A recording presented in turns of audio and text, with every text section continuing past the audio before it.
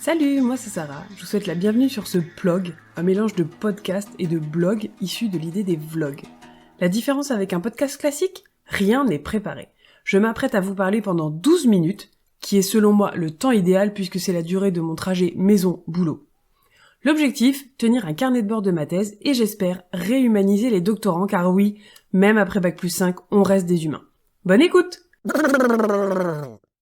Alors je dis bonne écoute, mais si vous êtes sur YouTube, vous allez me voir en boucle en train de travailler. J'avais en fait carrément la flemme de faire de l'image, mais j'ai lu dans Créer son podcast pour les nuls, le livre de Pénélope Boeuf, qu'on ne devenait pas une star du web avec les podcasts, mais avec YouTube. D'où cette vidéo. Pour ceux qui écoutent en podcast, bravo, c'est aussi le format que je préfère.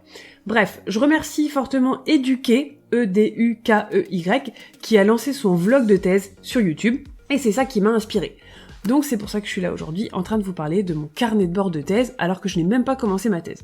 On est fin mai 2021, il me reste encore plusieurs semaines avant de commencer, normalement en septembre. Et là vous vous dites, ok la meuf elle fait une thèse, c'est une tête, c'est une meuf intelligente, brillante et tout. Pas du tout. Sincèrement, je suis quelqu'un de complètement normal, je suis comme tout le monde, j'ai un cerveau fait exactement comme tout le monde. J'ai quand même eu la chance de toujours rentrer plus ou moins bien dans le moule de l'école, ce qui fait que j'ai toujours bien aimé les études. Pour vous raconter rapidement mon parcours, j'ai commencé par un bac scientifique, à l'époque il y avait encore le bac S, et là tout d'un coup je me sens vieille, alors qu'en fait j'ai 31 ans, bientôt 32.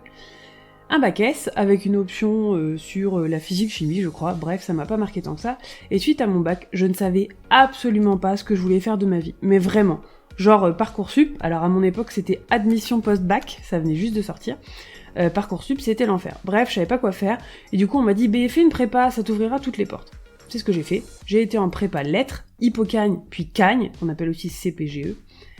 J'ai fait mes 2 ans, c'était horrible. Enfin, super stimulant évidemment, mais hyper fatigant intellectuellement puisqu'il fallait bosser tout le temps.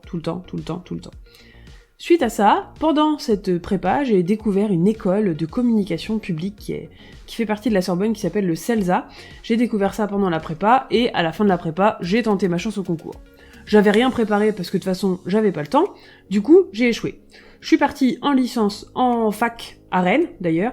J'ai fait ma 3e année de licence et ça s'est super bien passé, c'était tranquille. Et c'était tellement tranquille par rapport à la prépa que j'ai pu enfin bien préparer mon concours pour entrer au CELSA. Et c'est ce qui s'est passé, j'ai eu le bonheur d'être sélectionnée. J'arrive au CELSA, je fais ma première année, donc la première année correspond à une licence 3, à la 3e année d'une licence, un bac+3 de nouveau, donc après mon bac+3 d'anglais. Et ça se passe super bien, je fais mon stage, rapport de stage sur le rapport entre l'écran et le papier, comme quoi ça me travaillait déjà à cette époque-là.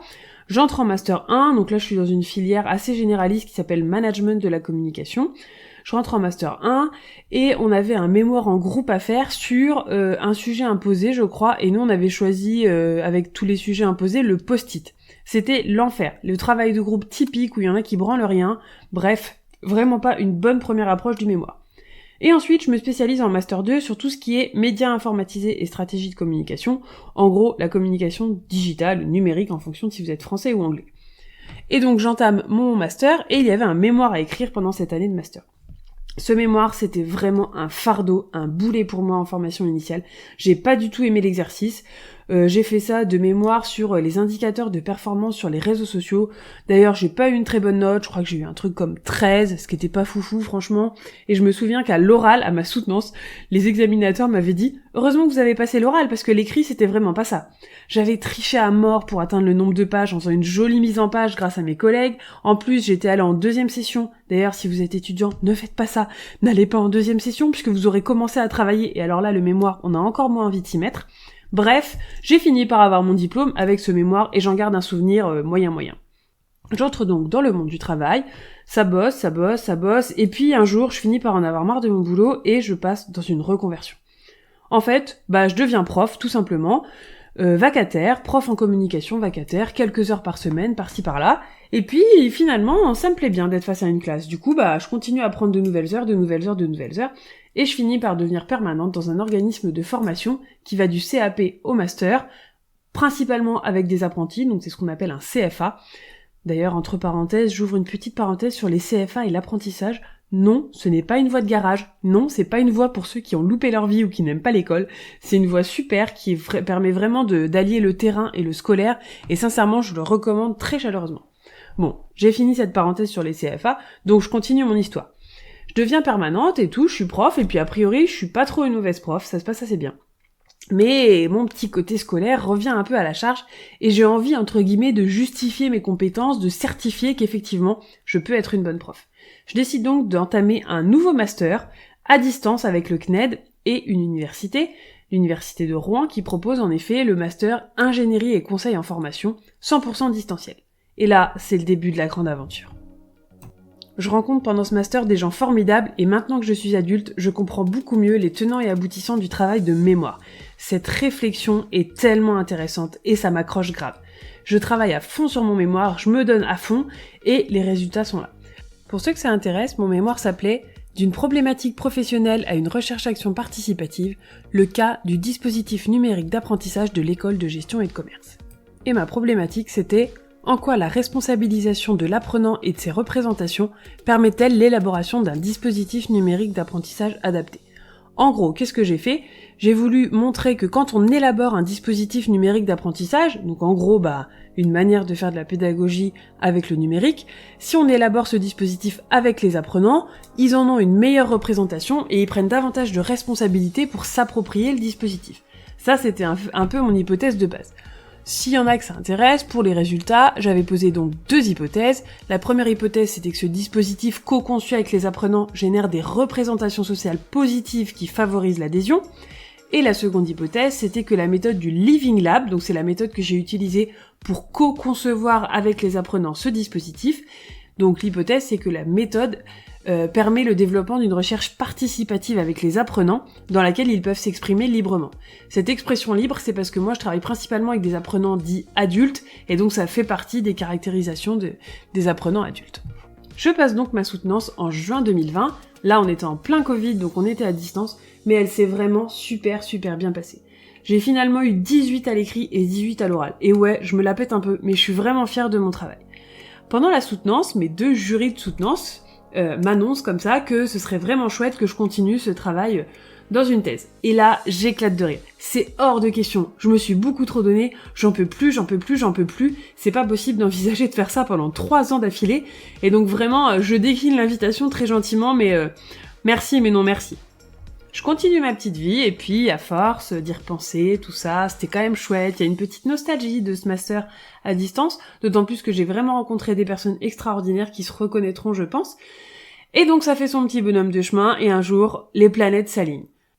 Je co-construis avec mon patron mon nouveau poste, responsable de l'innovation, de la recherche et du développement pédagogique.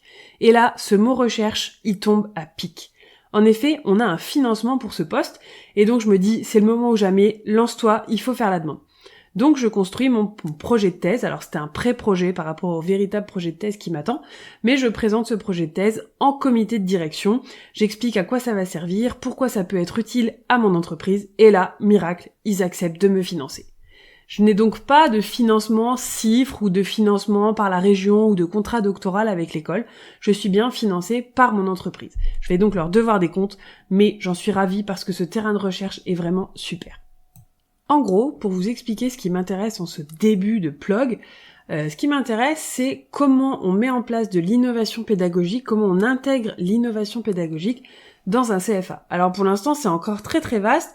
Je sais qu'en terrain de recherche, j'aurai mon organisme de formation, mais j'aimerais bien évidemment donner une dimension un petit peu plus grande à cette thèse, donc peut-être une dimension régionale, et j'ai croisé ma future directrice de thèse il y a pas longtemps qui m'a même parlé d'une dimension internationale.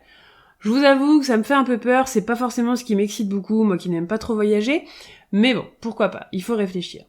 Bref, le début de cette thèse, c'est comme ça, et donc j'ai mon financement. Je demande à ma directrice de mémoire si elle veut bien devenir ma directrice de thèse.